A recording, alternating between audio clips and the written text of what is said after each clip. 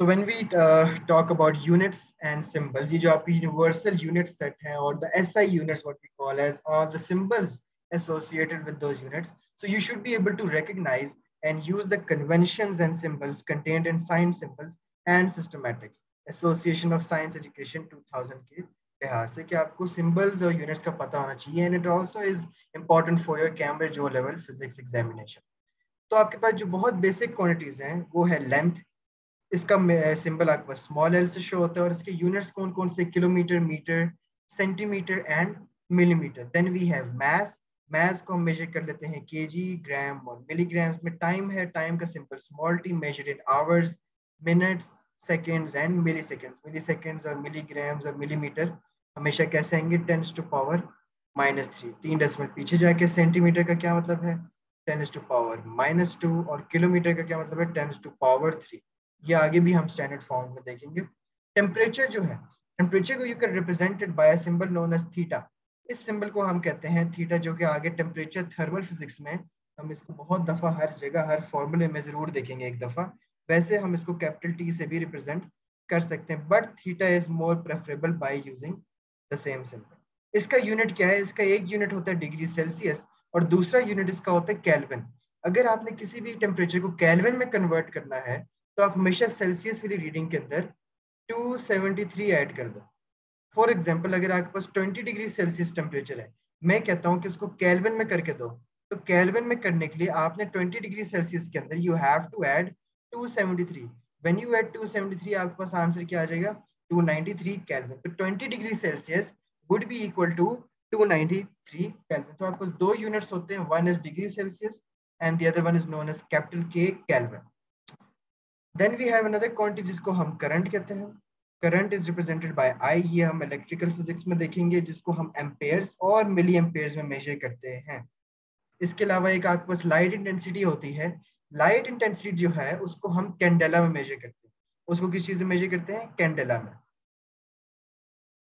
Quantity symbol unit. अब कुछ आपके पास और सिंबल्स हैं बहुत कॉमन जो आगे हर चैप्टर में यूज होंगे, so it's important to go through them.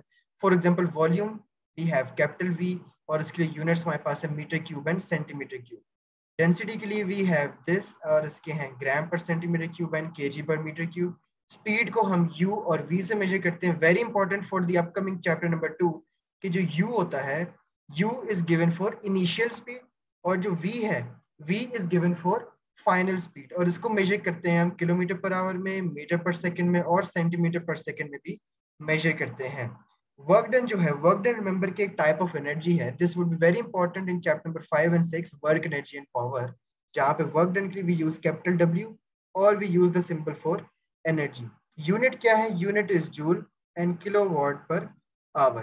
Pressure को हम मेजर करते हैं स्मॉल पी और कैपिटल पी दोनों में, but do not confuse it with density. Density basically रो होता है और प्रेशर पी होता है. प्रेशर को हम पास्कल्स में यूज कर सकते हैं, क्योंकि लुइस पास्कल जो आपके पास एक साइंटिस्ट था, उसने प्रेशर को डिस्कवर किया था, तो उसके नाम से यूनिट बना है पास्कल्स का. Plus we have newton per metre square as the unit for equal to pascal as well. Current again I में मेजर करते हैं, रेजिस्टेंस को आर में. आई का हमने यूनिट्स पर लिए थे milliamperes and amperes, whereas resistance को हम ओहम में भी मेजर कर सकते हैं. इसको हम ओहम भी कहते हैं और इसको हम एम्पेयर कहते हैं, जिसको हम करंट मेजर करते हैं. ये हम इलेक्ट्रिसिटी में भी देखेंगे.